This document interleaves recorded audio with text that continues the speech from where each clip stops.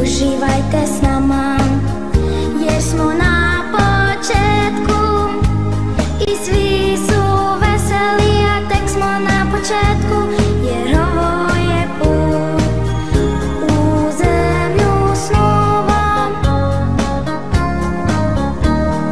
Dođite nam svi u naš svijet bajki, pogledajte priču koja sada stiže i svi su veseli, a tek smo na početku, jer ovo je put u zemlju snova. I svi su veseli, a tek smo na početku, jer ovo je put u zemlju snova.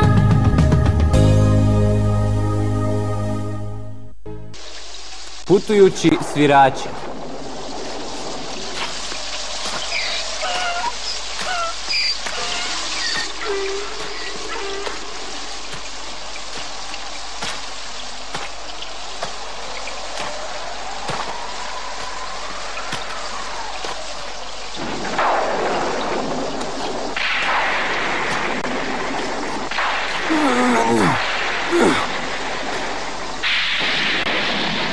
Ej, pa zašto si se opet zaustavio ovdje, a?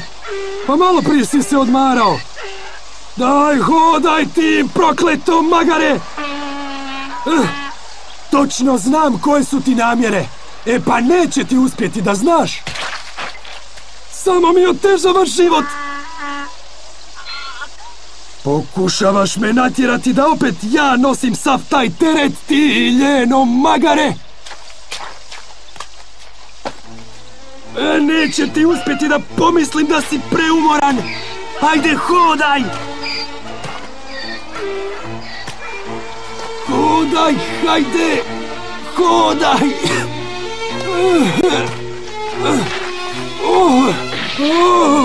A što si sada stao? Diži se, teret će se namočiti blatom! Zar želiš uništiti cijelu moju ljetinu? Diži se, hajde, diži se!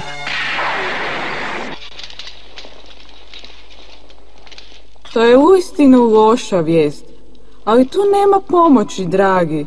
Magarac je jednostavno prestao. Da, ne može nositi niti pola tereta kao prije. Noge su mu tako slabe da mu za svaki posao treba cijela vječnost. Taj magarac zna samo jesti. Što misliš, dragi? Čak i da ga pustimo da živi, nemamo nikakve koristi od njega. Da, imaš pravo, ja tako mislim.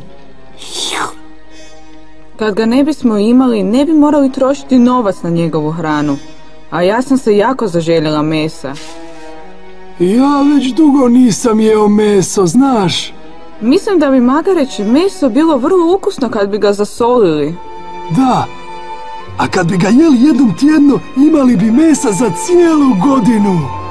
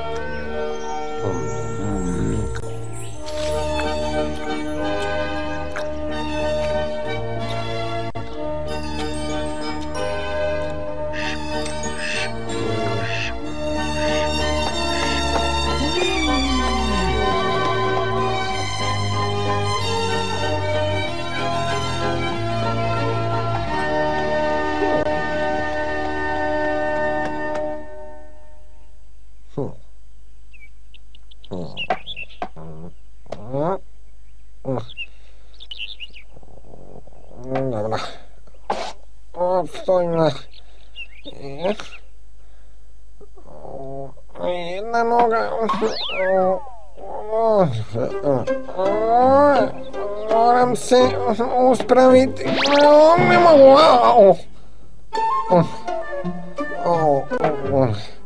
Skoro. Još malo. Jedna pa druga.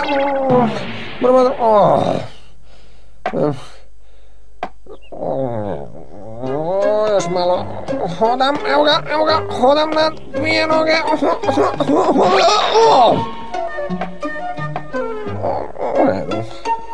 U redu. Jedna noga, druga noga. Pa hodam na dvije noge. Pa idemo i...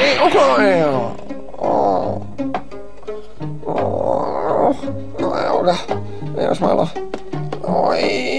Idem. Opa, evo ga.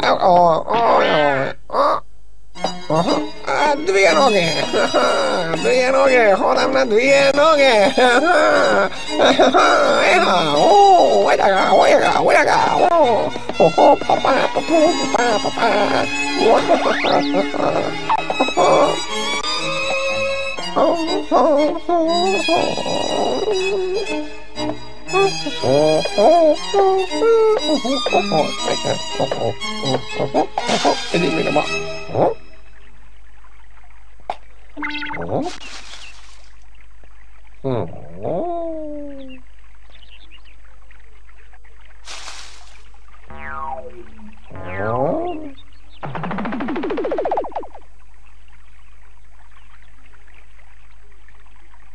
Što radiš to?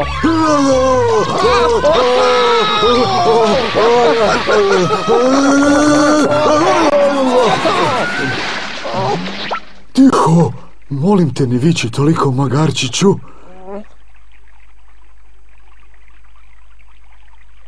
Baš ti hvala.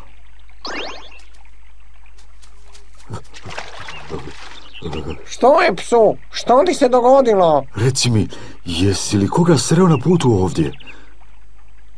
A koga to? Ljude, naravno. Recimo, čovjeka s puškom, na primjer. Shvaćam. Izgumio si se i ne znaš kamo ići. Predugo si hvatao zečeve pa ne znaš gdje ti je gospodar, jel da? Ne, nije tako. Pobjegao sam od svog gospodara. Što? Rekao je da će me ubiti svojom puškom. Zato sam i pobjegao. Nadam se da nitko nije bio u blizini i da čuje onoliku buku. Proviri gore, molim te.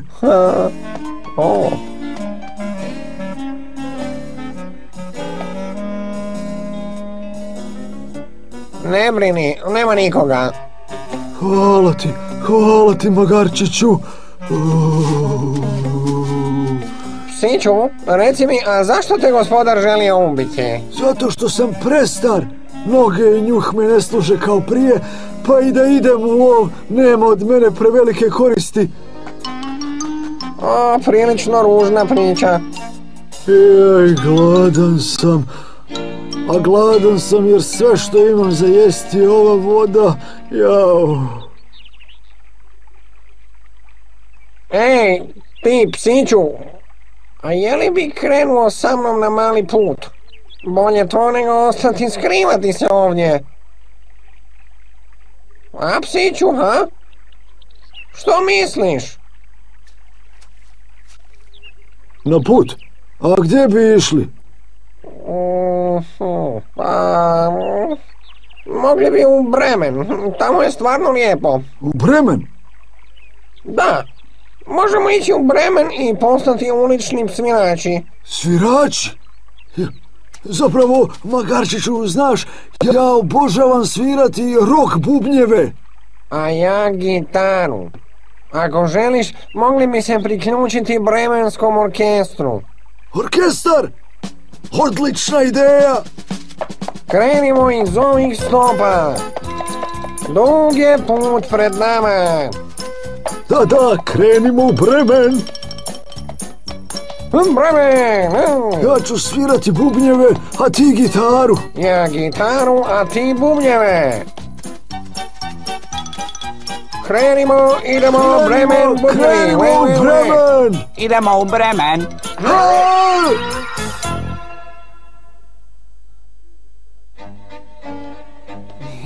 Drago mi je što sam naletio na vas dvojicu.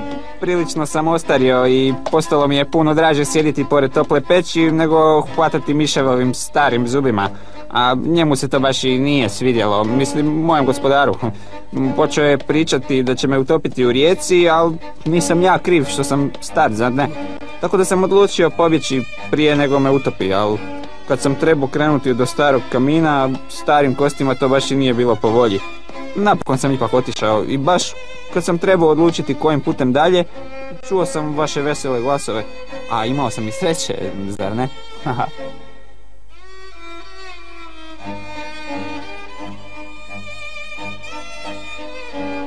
E pa i nama dvojici je drago što si nam se pridružio, jer što nas ima više, put će biti veseliji.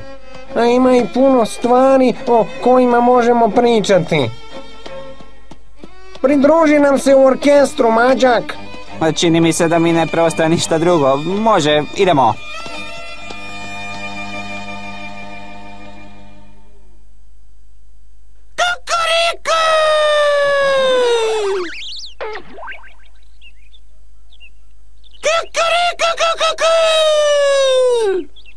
Predivno!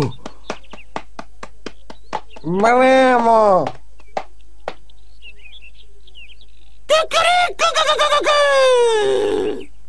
Wow. Super! Od tvog glasa čujem jeku u trbuhu. Da, i ja čujem jeku u svom trbuhu. Ovo selo je sigurno sretno, Pjetliću. Svako jutro čuju tvoje predivno pjevanje.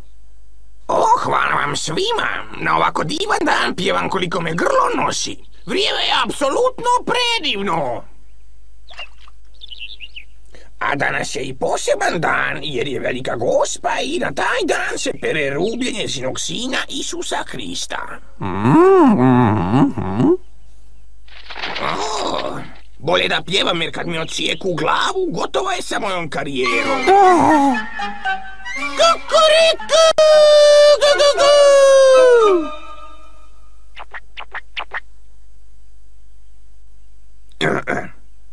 Sutra je nedjelja, a slušao sam razgovor gazdarice i kuhara.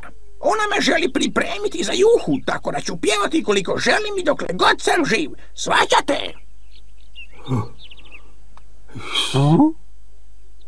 Kukuriku!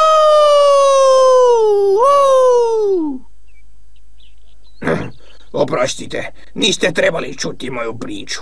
Samo je zaboravite. Pjetliću, želiš li ići s nama u Bremen, a? U Bremen? Da, zato što imaš predivan glas i siguran sam da će te primiti u bremenski orkestar. Misliš pjevati u Bremenu? Hajde, Pjetliću. Da, hajde s nama. Ako nam se odlučiš pridružiti, Pjetliću, možemo napraviti divnih pjesama koje se nigdje drugdje ne bi čule. Joj, tako ste me usrećili. Hvala vam. Nekada sam znao kukurikati i nikad ne biti loše volje, ali već sam napola izgubio nadu. Što to pričaš, Pjetliću? Pa na svijetu ima mnogo stvari koje možemo raditi, a puno su ljepše nego umiranje, znaš? Potpuna istina, Magarčiću. Kukuriku! Pa, bit ćemo pravi orkestar kad stignemo u Bremen.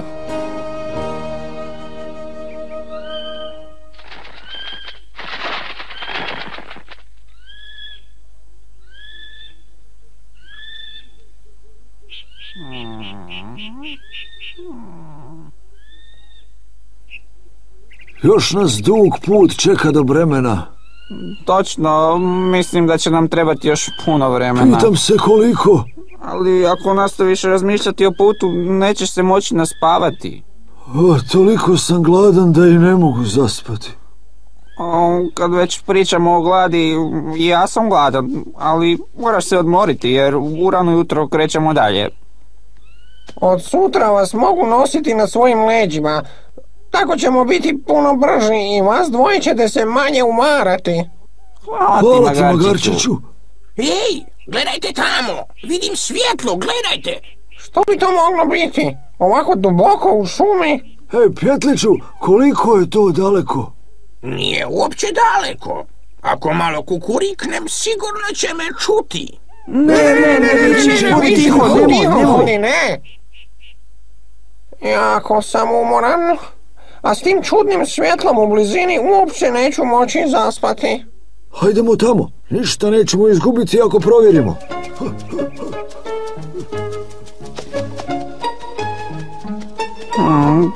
Nema žive duše ovdje. Da li netko uopće živi u ovoj šumi?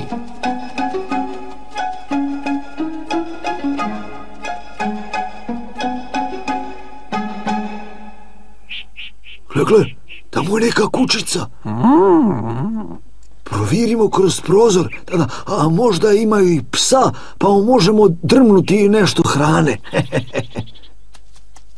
Da, ima pravo, hajdemo vidjeti. U redu, ali budite jako oprezni. I tiho hodajte.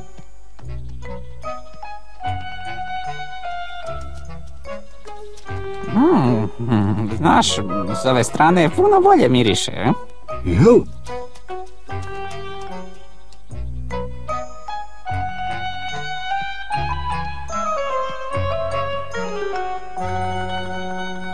Magarčiću, daj proviri kroz prozor.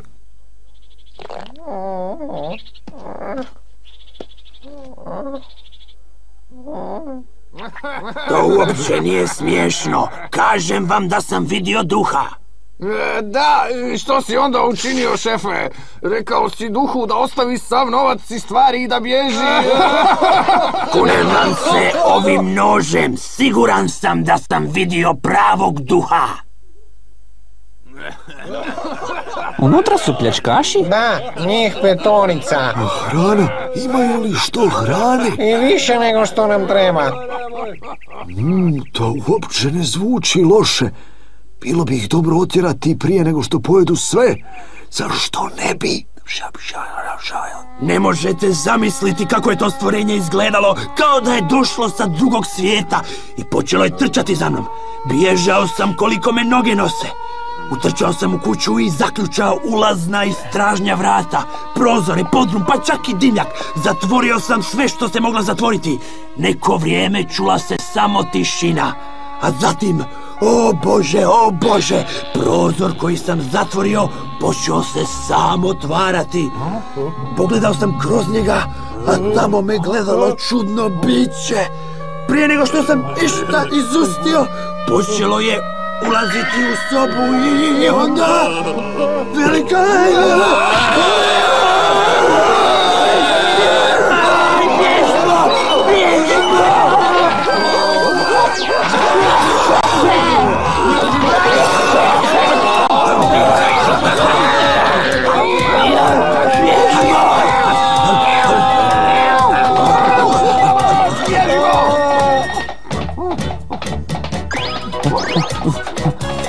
Hajde, Pjetliću, skoči!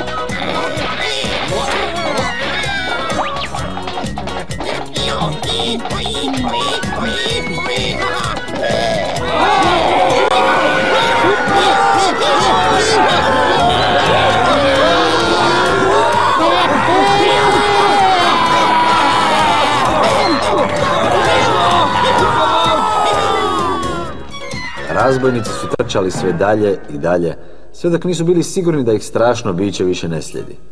Nikad nisu ni pomislili da se vrate u kućicu. Naša 4 svirača su bili prezadovoljni kućicom i odlučili su da ipak neće ići u Bremen, nego da će ostati ovdje gdje su živjeli u slozi i sreći sve do svoje smrti.